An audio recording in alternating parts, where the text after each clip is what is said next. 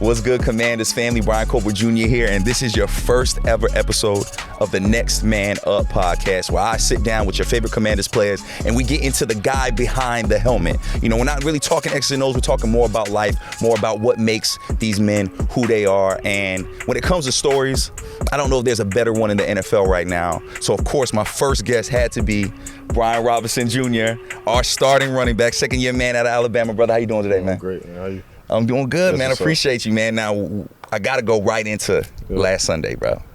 2 touchdowns in crunch time in the fourth quarter. What was going right for you Sunday? Man, just really getting in rhythm. You know, finally catching the rhythm of the game and, you know, just seeing, you know, how they was going to attack me and, you know, what was best way for me to attack them. And, by the time they started feeding me the ball, I had it all figured out. You know, I knew how I wanted to attack, and I just made the most of my opportunities. And, brother, you definitely made the most of your opportunity. And after one of your touchdowns, we in Mile High, but you jump into the fans, right? You jump into the stands, and you got a bunch of Commander fans there. Right. What was that like, knowing that Commander fans was there? Did you know they was there when you jumped in? Like, what was that? What was that moment like? Talk to us about it. Once I went into celebration mode, you know, I had already kind of went towards the back wall, and I seen a huddle of Commanders fans, and I was like, you know, if I'm gonna do it, I'm gonna do it now, you know, right here, you know, in front of them. So, you know, that was exciting, man. Like, I always, you know, I've seen people jump over the wall and, you know, jump in the stands stuff, you know, in the league, and, you know, that was my first time just, you know, getting an opportunity to, it was a clear opportunity. I just took it. Yeah. Is it a little sweeter being able to do that in, like, an opponent's territory, like really being able to vibe with your fans even though you're not home? Yeah, I think that was probably what kind of influenced it a little more. Like, I don't even think about jumping in the stands when I'm at home, but, like, you know, to just jump in their stands with my fans and, you know, make it feel like home just a little bit, you know, that felt good. Yeah, man, and we got a lot of football to talk about, but before that, man, I want to really get into you, man. Like I said, you got an amazing story, and you've been through a lot of trials and tribulations. Right. Not a lot of people have a rookie season like you had. You know what I'm saying? You have the incident, you come back, and you really show out, you know what I mean? You come back very quickly. October 9th, 2022, what does that date mean to you? That was a breakthrough day for me. You know, being able to just, you know, come out of the shell, you know, that I was hidden under, you know, dealing with all the things I was dealing with, you know, mentally and physically, and just finally being able to just come from under that shell and, you know, just, you know, step back into my element, you know, going back into, you know, doing what I love to do, you know, in front of, you know, exciting people and fans, you know, who was, you know, very excited and loved to see me back on the field. And I, you know, all that energy, you know, just kind of, you know, kept me going in the right direction mentally. So, you know, I was more than, you know, prepared to, you know, get back on the field. Yeah, man. You mentioned those mental hurdles you were going through, man. Talk about that a little bit. You know, that's 4 weeks that you were not expecting to miss, right? Your rookie season. There's got to be a lot of questions, maybe some self-doubt. What was going through your mind during that process and that healing process? Nothing. I was just really disappointed, you know, from, you know, what I was dealing with. You know, I done been through so much in my life to get to this point, and you know, just worked so hard, put in, you know, unconditional time and, you know, effort, you know, to get to this point. You know, finally, you know, got drafted, you know, after spending 5 years in school, finally got drafted, you know, got here, you know, started to get comfortable here, you know, around the people and, you know, the fans and, you know, the guys in the locker room. And, you know, right as soon as I got comfortable about to go into my rookie season, you know, I almost get everything taken away from me, you know, just at a blink of an eye, you know, with something that literally had nothing to do with me. And that's probably the most disappointing thing about it, you know, just having to deal with that face to face, you know, and you didn't really, you know, set yourself up for that, and you just got to deal with it in the moment. But you just got to, you know, keep striving and, you know, expect to come out that back end, you know, with your head up high. What did you learn about yourself during that time? I just really learned that I'm a super, super resilient, you know, person, you know, and I don't have, you know, a lick of quit in me. You know, I'm a fighter, you know, regardless of, you know, what I'm dealing with or battling with. It can be the, you know, the worst thing, you know, like having 2 gunshot wounds, one in the hip and one in the knee, and my dominant, you know, running leg. And still having the mindset that, you know, I'm gonna recover from this, and I'm gonna come back, and I'm still gonna dominate, and never doubting that, I'm gonna be able to, shake back from this and still come and dominate, at this level. You've definitely came back and dominated, man. And, going through these things, sometimes we can feel like we're on an island. Sometimes we feel a little alone. Who was there for you during this process of the healing process and getting back that helped you keep your mind right, that helped you stay strong? Was anybody particular that helped you in that? I give credit, everybody around this building, Coach Rivera, Mr. Mayhew, Coach Jordan, everybody in the training room, they really comforted me, during that time. And my family and my mom, she had to, put down work for a couple weeks to, fly up here, just take care of me at home. Wow. And make sure I was good, until I got up and moving back on my feet. And so, I had, people in my corner, that, I really care about, that really care about me, that, just showed me, how much, they care about me and my mental, and wanted me to, get back, to myself again. Yeah, and I'm sure you had a whole city behind you as well, Tuscaloosa, Alabama. That's where you're from, right? Right. Talk about Tuscaloosa and what that did for shaping the man that is Brian Robinson Jr. Just, growing up there, very, very, very limited resources. You gotta be different. You gotta, wanna, stand out, wanna stick out, in order to get, the recognition that you want, in order to make it up out of there. And it was a grind, it was a process, it was a journey, but I appreciate, every single step of the way, all the lessons I learned, all the people I met, people that came in my life and left out of my life, staying at home in Tuscaloosa to go to school at the University of Alabama, it went a little bit longer than I expected as right. my, college career. But if I could go back and do it again, I wouldn't change a thing. And Tuscaloosa really, made me the man I am today. I literally been in Tuscaloosa my whole life, literally from the time I was born until, Washington called me. So I'm very thankful, for what I came from and, what has helped me, turn myself into. Hey, man, we're thankful that you ended up here, man, and that you went through that journey to get to this point. And you said it yourself, right? Tuscaloosa made you the man you are. But a lot of that also is that support system. And you mentioned your mom. Right. You mentioned your mother. Now, me, I'm a mama's boy. I don't know if you want to call yourself a mama's boy, but I'm a mama's boy. And I know you and your mom have a really close relationship. Can you talk to us about you and your mother's relationship, what she's done for you, the sacrifices she made? You mentioned, man, she put her job on hold for you just to make sure you was healthy. Man, talk about all those sacrifices and what this lady has done for you. Man, honestly, that was probably just the minimum of, sacrifices I feel like she'd have made for me in my life. She was a single parent, with 3 kids and a knucklehead young boy like me, and I was a handful. I was a lot to deal with, but she went above and beyond, to make sure that I was always staying on track, doing the right things, going to school and for the right purpose, and if I wanted to play sports, that I was going to take it serious, and she didn't like slack off of me. She didn't give me any room to just slack off, and she stayed on me every single step of the way. And the older I got, the more I started to understand what she was hounding into me as I was growing up, and as I got older and started to understand it, and I just started just continue to apply everything she taught me, and how she raised me. I just continue to apply that to my my daily routine and my lifestyle, and I just keep that in the back of my head. Yeah, now that you're older and now that some of those sacrifices she made, we're seeing them pay off in real time, right?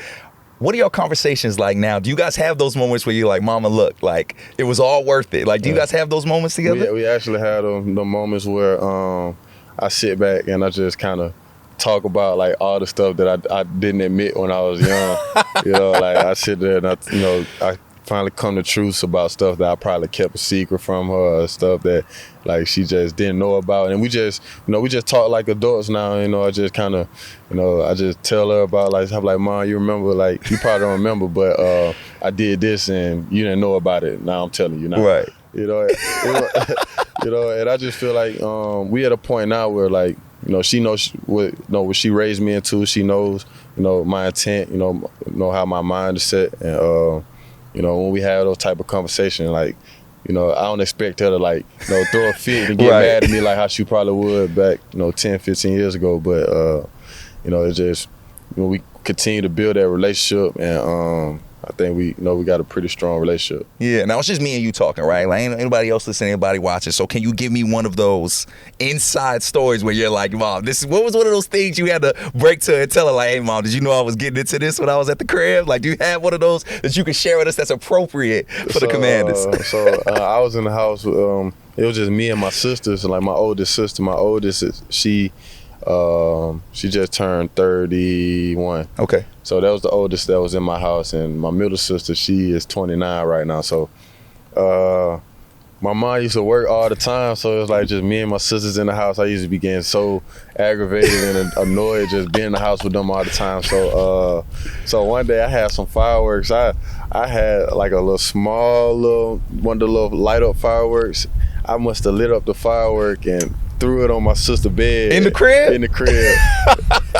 So I lit the firework up and I threw it on my sister's bed, and it popped, and everybody just got to flying everywhere. And, she told me she was gonna tell on me, like, to just get under my skin for like the next week, 2 weeks. Like, she just kept picking with me, like if I ain't do something, she was held gonna it over tell your on head. me. Yeah, she tried to hang it over my head for like 2 weeks, and then like eventually I just like, you know what, you can tell on me now. Like, I don't even care. Like, I don't even care if you tell. Now you're not about to keep hanging it over my head. So she really didn't never tell on me, and then like eventually, like, I had the conversation. I told my mama about it, and like she was livid. To this day, so she had no idea that you actually had done that. Yeah. There was no like smoke or like any nothing on the walls or nothing like that. Oh, you lucky, man. She didn't pay more. Like, she used to work so much, so when she come home, she ain't paying that much attention to what we got going on. Like, then, by that time she get home, we almost in bed getting ready for the next day. So like, she ain't paying attention for real. So I'm really waiting up to see if my sister gonna tell on me when she get home. So those sibling stories are fun, man. And another story I heard, actually, because I mean, clearly you a big dude, man. You a big guy. You got to be a big guy to be running back, right? Yeah. I heard your mom used to have to walk around with your birth certificate because at certain sporting events, they didn't believe you was the age that you were saying you was. Is that true? Yeah. So I, like, my little league football games, I just come out having a game, probably have like 4 or 5 touchdowns, first quarter, first half, or something like that. And something light, yeah. And the first thing, the opposing team will want to do is, they'll do that for anybody they thought was just too talented or too big for, the kids that was playing, which is understandable. Right. Like, if I had a kid on the field and they had my kid running up against some prototypical type of, young guy, I'm like, hold on, something ain't right. Let's make sure, so it's a few times where they used to just stop the game and check my birth certificate to make sure I was the age group and the weight limit to be playing like a skill position at like 7, 8 years old. Yeah, that gotta be a little ego boost though for like a 7 to 8 year old kid, right? To be like, yo, I'm this good that they checking my birth certificate. Did that kind of tell you then, like, okay, man, I might be on to something with this football thing? I didn't think about it much then because I was just having so much fun just being a young boy just playing ball. Like, I was just having so much fun. Like, I wasn't thinking about like who was paying that much attention to me to stop the game to check my age. It just be kind of like, it really kind of used to annoy me because I'm like, bro, I'm the same age as everybody else. I might be just a little bit more than them, but that don't mean you gotta isolate me, right? You don't gotta do me like that. Like, so that's kind of how I used to feel about it. I didn't like it. Wow. Like, I didn't think it made me feel good. Like, I just didn't like the fact that like they used to just judge that like I would go out and play with some kids just try to make myself look good or something like that. Right. I'm like, nah, I'm the age group, I'm appropriate age, appropriate size. Now, deal with it. Yeah. And a lot of folks can't fathom greatness, right? Especially when they haven't seen it before. Right. And clearly you're one of one. When was that moment when you were like, okay, this is for real. Like, I really can make a lifestyle, really a career out of this football thing. When did it hit you? I think it was the transition from Pee Wee football to middle school. When I took that transition, I was a little nervous. I went to one the best middle schools in my city at the time. So it was some ball players over there, and the fact that I just came straight in and going from Pee Wee to middle school, it's like always making that next jump gonna have you feeling like, am I ready for the next level? Like, there's like going from, D1 to the NFL, you're still thinking about it like, like I know I played, SEC D1 ball, but am I ready to do that in the NFL though? Yeah. So taking that jump from Pee Wee to middle school and just coming straight in and, fitting right in, being, fast enough, physical enough, already having a playmaking ability to, be on the field with those guys, like started to help me, gain the confidence. I started to get on the field, actually play with those guys, then, being the playmaker that I always been, just at the next level already, I just kind of had that in the back of my head, like I got to take a step or two, every year so that I can, be a step or two ahead of the guys in my class or, around my age group, and I just seen that, like, I was a step or two ahead of most guys that was around my age group, and I knew if I just outworked guys and just, outcompeted those guys, year after year, it would set me up for, success for real. And to constantly outwork your peers, right? It's not something easy to do, especially when you keep going higher levels. You talked about your mother and the way she used to work and the way she used to grind and get after it. How did that affect your work mindset and say, yo, this is how I'm going to get after it every day? It's like my mom, she very independent, self-motivated, and, I just seen her, just, work so hard and just be so independent and, like, just bring her own energy to just make sure that we was good. And, just seeing that, and I'm like, I'm a ball player, and when I'm out here on the field, I'm a competitor too. Yeah. I hate to lose, and those just all of my traits. Like I hate to lose. I'm a competitor. I'm self-motivated. Like I got all those traits, and just seeing how hard my mom do it by herself, it was hard for me to make an excuse on why I couldn't apply myself. And she used to, hold me accountable to, all the small things, even when I was young. So like it was hard for me to, not apply myself when I, just see how hard she used to just go, for us, at home, and she used to do it all by herself. Yeah, man. I mean, clearly it helped you get to where you're at, man. Yeah. I don't think many people could have handled the obstacles you had your rookie year and come back so quickly. I mean, man, 4 weeks out, come back week five. We talked about October 9th. Now, brother, you got the coldest walkout I've probably ever seen, man. I need to go back there with you. I need you to talk to me about that. Many Men's playing. Did you know the song was playing? Did you know that was coming? What's going through your mind right there, man? You are finally fulfilling your dream to be on an NFL stage. Talk about it. Man, honestly, I was so emotional. Like I didn't know about the song preference. I didn't know who, preferred the song or, decided to play it. It was just kind of like it caught me off guard just as much as it probably caught a lot of more people off guard. Like, but I was so emotional, just kind of caught up in the emotions of, about to finally be able to get my first career snap, and just being able to take the field again. And the entrance was, it was lit. Like it was exciting, just because, I've listened to 50 my whole life, and like just that specific song, like Many Men, if you listen to it, like clearly, like exactly what he's saying. Yeah. So like it just was we was just all working together, just for the perfect comeback entrance for real. Yeah, and it really was the perfect comeback, man. And now we're in year 2. 2 games in, you got 3 touchdowns. Would you say right now at this point, because like I said, you didn't have a regular rookie season, right? Would you say right now at this point you're fully comfortable, you're fully back, you fully feel like yourself again? I definitely feel like I'm going 100 miles an hour in the right direction.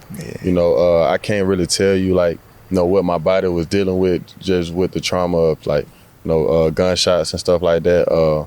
But it's something that I feel like I can eventually be able to put behind me, and it's a work in progress. And I've been working my butt off. That I've been working my butt off so that I can show up on Sundays and and look polished and look healthy and good, regardless of what my body's going through. Like I said, what I went through, just the trauma from the gunshots is just a work in progress to get my muscles and everything back up to par. So Man, I'm enjoying the process, still having fun, making plays on Sundays, and I ain't gonna complain. I ain't gonna complain about it at all. Oh, man, that's beautiful, man. And a big part of this dominance that we're seeing, not only from you, but from this offense, is new offensive coordinator, right? Eric Bieniemy. Talk about EB for a little bit and what him being added to the puzzle has helped you and your journey as a second-year running back. Well, EB, he is his own guy, man. Like he literally is himself. He can't be nobody but himself, and I respect that about him. He pushed us, to limits. Some guys probably never thought they'd reach, and push us to those limits as a unit, and always making sure that we playing for each other, and not letting the guys, create selfish behaviors and stuff like that. Just make sure that we all playing together, and I think that's the biggest thing that he emphasized that really helps us, kind of get on the same page as an offense. The fact that we all gotta play for each other eventually, because if the line don't block, I can't run. If I don't block, the quarterback can't throw. And just make sure that we all know that, we all in this together, and just pushing us, to those limits that, guys never thought that they can reach for real. And he's clearly pushing you guys. And another guy that seems to be getting pushed and seems to be doing very well along yourself is Sam Howell. Right. Got a young quarterback here. A lot of expectations was on him coming into this season. How do you feel he's handled that? And just talk about Sam Howell as a leader for you guys. Sam has been probably one of the most poised guys in the whole locker room, dealing with, what he's been dealing with. It's a lot of pressure to be a quarterback, a lot of pressure to, be a starting quarterback, and franchise like this, and a lot of fans that's hyped about it, and it's a lot of pressure, and I feel like he's probably the most poised. He's humble. He sticks to the game plan of what he needs to do to perform and help the team win, and regardless of any ups and downs, he keep his head up high, and I feel like he has the perfect intent for what we're trying to do for this offense, and we're trying to win games. We're trying to score points, and I feel like he has the right attitude, for as a leader, for our offense, in our whole locker room, and we just got to continue to just keep him motivated, keep him clean, keep him off the ground, and I feel like he will continue to impress a lot of people. You talk about winning games, baby. Y'all 2-0.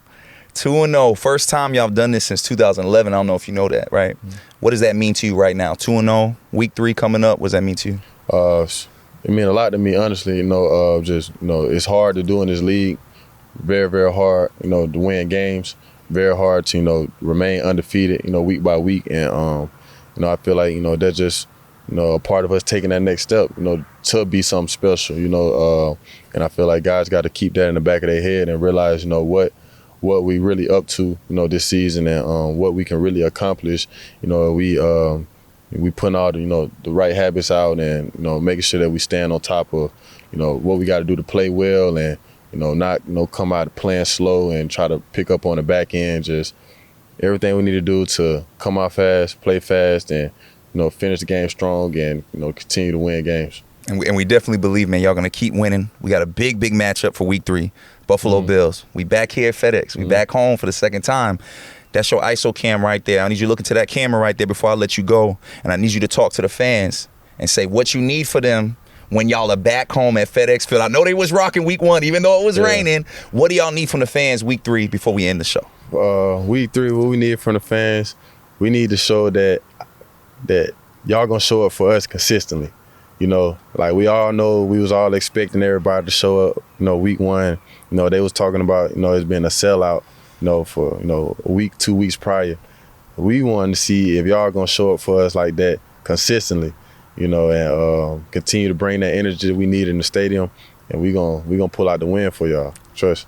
Hey, man, I got no doubt about that. Brian, man, I appreciate you, man, for being part of the first episode of the Next Man Up podcast. Commanders family, we'll be back every week with a new Commanders player, just getting into it, hanging out, talking, man. We appreciate your insight, bro. I appreciate you being so honest and vulnerable with us. Commanders family, this is the Next Man Up podcast. I'm Brian Colbert Jr. here with Brian Robinson Jr. Appreciate you, bro. Sure, thank you.